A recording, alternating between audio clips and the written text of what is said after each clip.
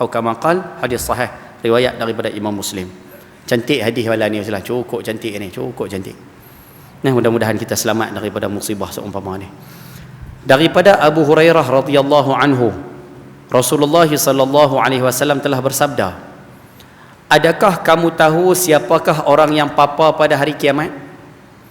Kamu tahu tak siapa di kalangan manusia yang jadi orang bankrupt hari kiamat, orang muflis hari kiamat?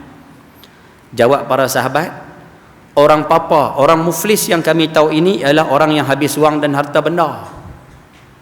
Satu hari Nabi tanya sahabat, kamu tahu tak orang bankrupt siapa hari kiamat?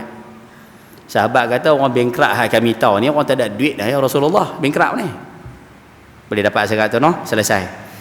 Nabi sebut balik, baginda bersabda lagi, sesungguhnya orang yang bankrupt pada hari itu, yakni orang yang bankrupt pada hari kiamat ni, orang yang mengerjakan semayang, puasa dan berzakat.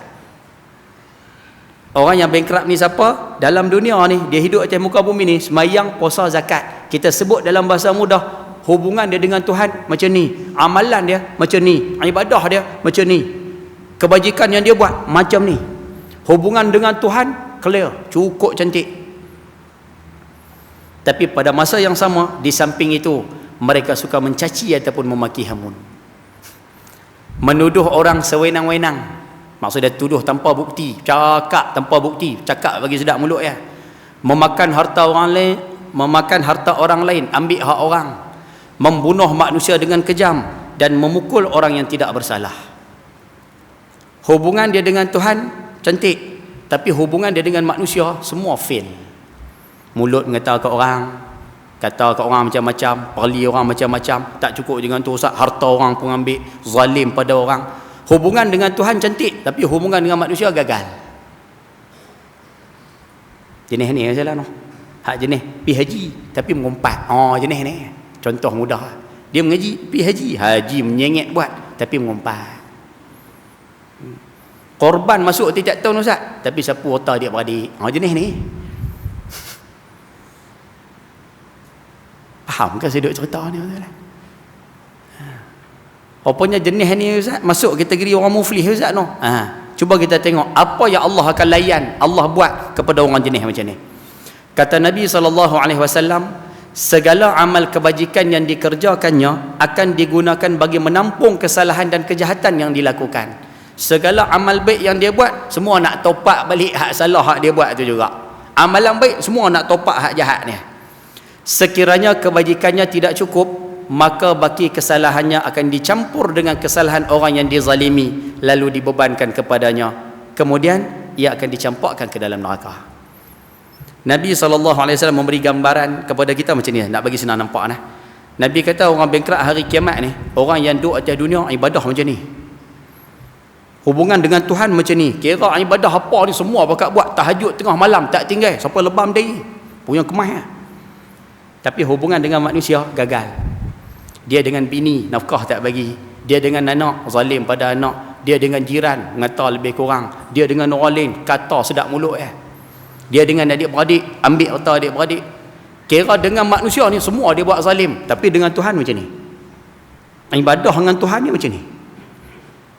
Nabi kata jenis manusia macam ni, walaupun pahala dia banyak, nanti pahala dia bawa di akhirat tu semua nak tampung balik kesalahan dia. Hari akhirat, orang yang dia buat salah, orang yang dia zalim, semua akan mai jumpa dia balik. Kau ni mai jumpa, contoh, ni mai jumpa seorang, dia kata hang dulu duk kata kat aku bodoh kan, contoh minta maaf no, contoh hang dulu kata kat aku bodoh kan. Kita masa tu kena mengaku kan. Betul. Hak kena kata tu kata apa? Dia kata lah ni macam ni, hang kata kat aku, lah aku nak pahala. Aku nak pahala hang ni. Kita masa tu, kita terpaksa ambil pahala kita, ataupun pahala kita tu akan diberi pada dia. Ambil pahala kita bagi kat dia. Tengok mai pula hak nombor 2, adik-beradik kita. Abang dulu sapu tanah ayah hang 3 relung. Patut kena bedak paraid, tapi abang sapu kat abang seorang. Masa tu kita kena mengaku tu. Masa tu dia nak tanah balik ke Ustaz? Dah, dia pun tak mau tanah Dia kata abang, mai pahala. Kita ambil pahala kita bagi kat dia. Tengok-tengok pula ada seorang pula, ustaz mai, ustaz. Dulu saya main lambat duk ngumpat saya kat belakang kan. Contoh. Kan? Saya main lambat duk kata kat saya kat belakang kan. Ustaz tu minta pahala, bagi pula. Kau ni mai, bagi pula. Kau ni mai, bagi. Last kali pahala kita habis. Tinggal dosa. Dalam keadaan tinggal dosa pun, tengok-tengok cuai mai lagi, ada lagi mai. Ni jenis mulut mengatar sungguh ni. Jenis buat jahat ke orang sungguh ni. Tengok-tengok ada seorang lagi mai. Mai minta pahala macam tu juga. Kita nak bagi pahala tak ada dah. Habis. Last kali laki-laki tu kata apa? Macam ni lah. Dosa aku banyak. Kamu ambil dosa aku. Dia suruh kita ni ambil dosa dia. Dah lah kita masa tu dosa banyak. Pahala habis lah. Bekalan pahala habis. Dia suruh kita ambil. Kita pun kena ambil pula dosa dia. Jadi pahala kita kosong, dosa kita bertambun, dosa kita bertimbun-timbun.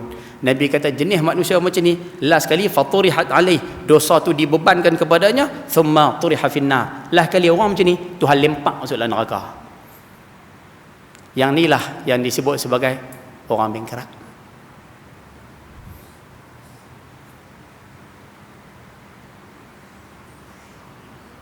Bayang senyap. Tunggu. Sebab itu ada sahabat tu Zailan, minta maaf no.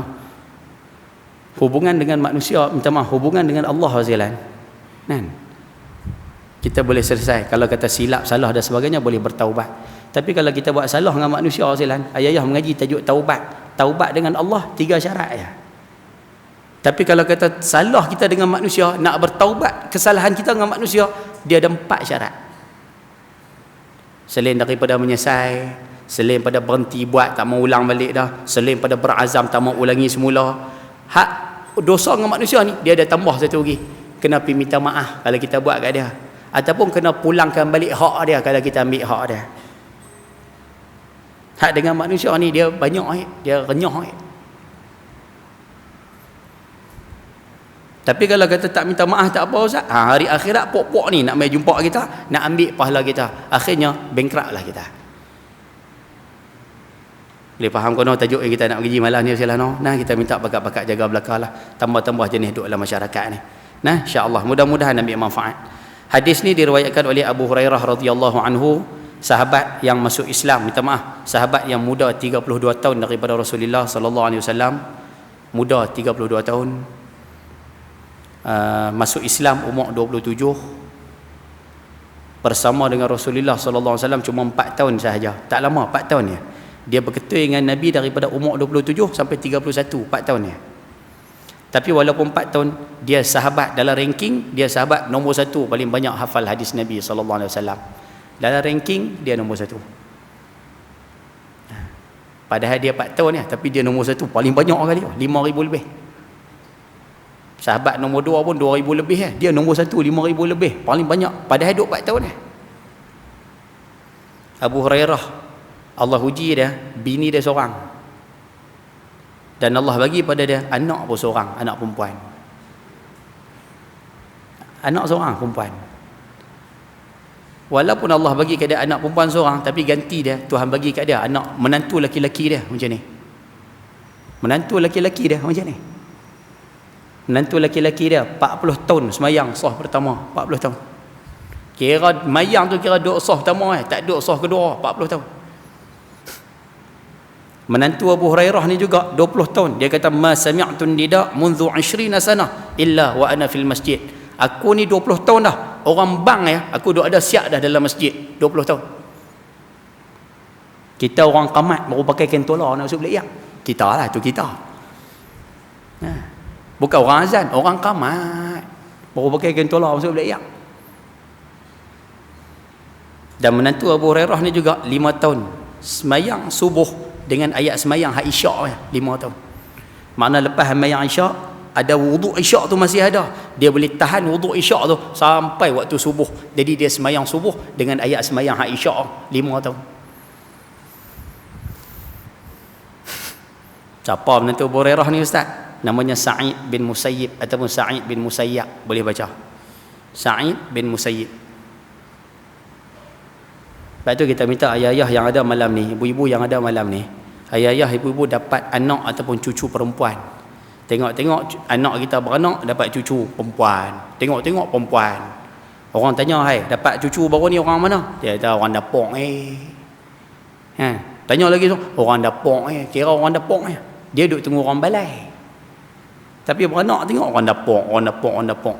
Kita minta siapa yang dapat anak perempuan ataupun cucu perempuan, jangan sedih nah. Jangan rasa tak seronok nah.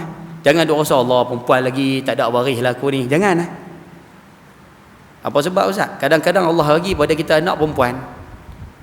Tujuan dia apa? Pasal Allah nak ganti kepada kita. Allah nak bagi kat kita menantu macam ni. Mana kita tahu? Allah bagi kita anak darah ramai tu. Pasal Allah nak bagi kat kita menantu macam ni. Mana kita tahu? Kalau kata kita dapat anak laki-laki, belum tentu kita boleh belah anak laki-laki. Belum tentu anak laki itu boleh semayang mayat kita. Belum tentu dia boleh urus jenazah kita. Belum tentu lagi dia boleh ambil peduli pasal kita. Jadi mungkin Allah bagi kat kita anak perempuan ramai tu pasal Allah nak bagi kat kita menantu yang boleh semayang mayat kita, menantu yang boleh urus jenazah kita, menantu yang boleh kelola keluarga kita bila kita tak ada. Mana kita tahu? Lepas tu dapat anak perempuan, jangan sedih. Dapat anak perempuan jangan jadi tak seronok sajalah. Seronok rezeki Allah bagi, terima sudah. Laki perempuan serupa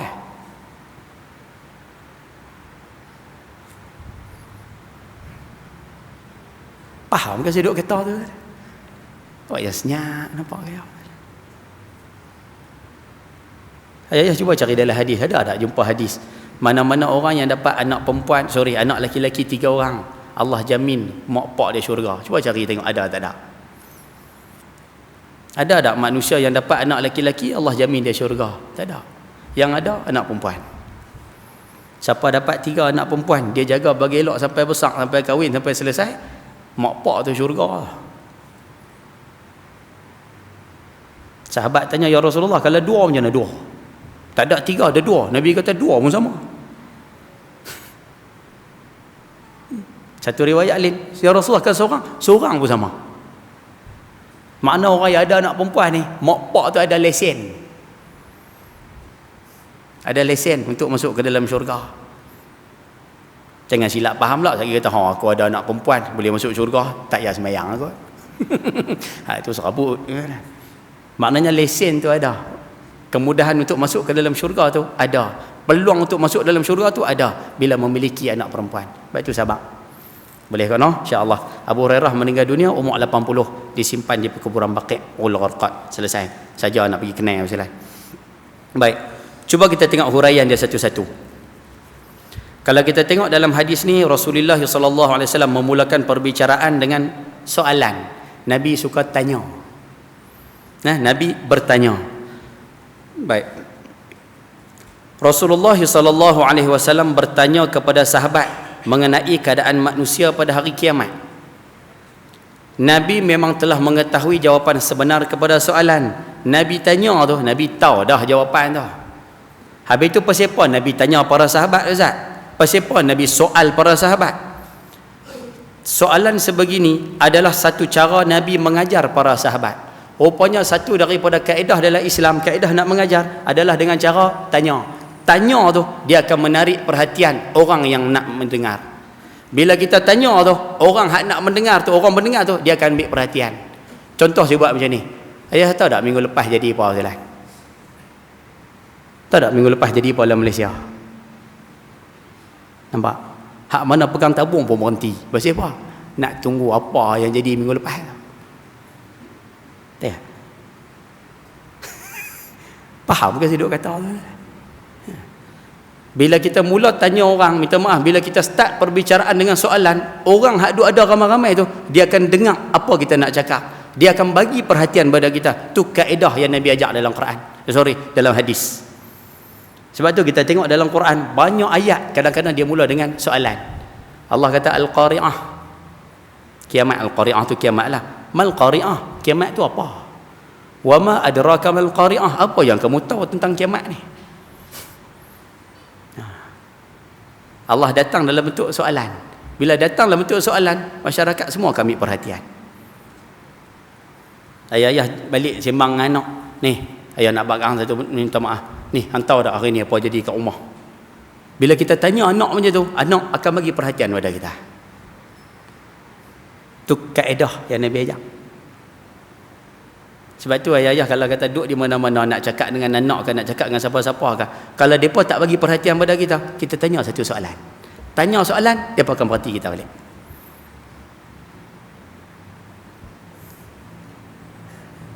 Faham ke saya kata? Dan ni uslub lah, uslub dakwah Rasulullah sallallahu alaihi wasallam dengan cara bertanya. Nah, baik. Tujuannya apa? Tujuan Nabi tanya tu. Kamu tahu tak orang bankrupt hari kiamat ni siapa? Apa pasal Nabi tanya soalan tu?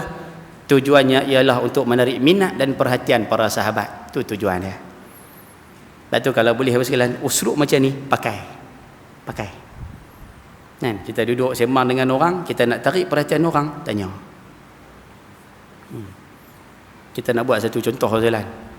Ayah tahu tak baru ni apa yang Putin buat keluar statement kata apa? Wallahu a'lam, saya duduk cari juga statement tu jalan. Yang dia cari kata apa? Nak berlaku perang dunia ketiga. Macam tu. Saya tak tahu depa hantar poster tu. Bawah tu depa hantar video kereta api panjang. Hak bawa dengan truk, hak bawa dengan jeep, hak bawa dengan kereta kebal, hak bawa dengan tentera ujung sekali tu. Kalau kata tak, wallahu alam, saya pun tak pasti lagi hak tu betul tak betul tu. Tapi kalau kata tak betul tak apa. Tapi kalau kata betul jalan, inilah yang Nabi sebut sebagai peperangan yang besar di akhir zaman. Kalau kata betul Israel, minta maaf, kalau kata betul Rusia akan perang dengan Amerika di Syria, maknanya ni satu di antara tanda akhir zaman. Terang-terang jadi jalan. Dan peperangan dunia kalau kata betul tercetus peperangan dunia selepas ini, perang dunia yang ketiga ni, boleh kata perang kali ini dia akan melibatkan banyak negara atas muka bumi ini, termasuklah negara kita Malaysia. Paling kurang kita sebut, bahasa mudah kita sebut, bila berlaku perang, minyak akan naik harga. Itu standard. Bila minyak naik harga, cuba bayang negara kita yang bergantung sepenuhnya pada minyak. Mata wang kita pun bergantung pada minyak. Apa jadi kat mata wang kita? Apa jadi kepada keperluan minyak kita? Apa jadi pada harga barang kita lepas ni? Oh, ngeri ya salah, ngeri. Tak tu kita minta pakak-pakak cari bekalan banyak-banyak asilan, pakak-pakak buat persiapan banyak-banyak. Tak payah duk simpan duit banyak-banyak asilan. Cari bekalan cepat-cepat untuk kita bawa ke hari akhirat. Sampai masa dah kan, sampai masa ni. Ni duk kira duk sembang bawah pokok pelam, duk sembang pasal Datuk Azhar kena tangkap. Kena Datuk Azhar? Tak kena? Tuan Anas Mikail? Tak tengok no? Ya Allah, bagus kan? Duk sembang tajuk cerita tu duduk bawah pokok pelam sembang, duduk kedai kopi pun sembang cerita tu. Padahal cerita hak betul nak jadi ni, hak menggerunkan ni, dia tak ambil peduli pun. Lepas tu kita minta kalau boleh sama-sama buat persiapan lah benda-benda macam ni no? InsyaAllah nak ambil perhatian belakang isu-isu macam ni. Nah, InsyaAllah selesai. Jadi Nabi SAW sebut kepada para sahabat, tujuan dia nak tarik perhatian. Satu.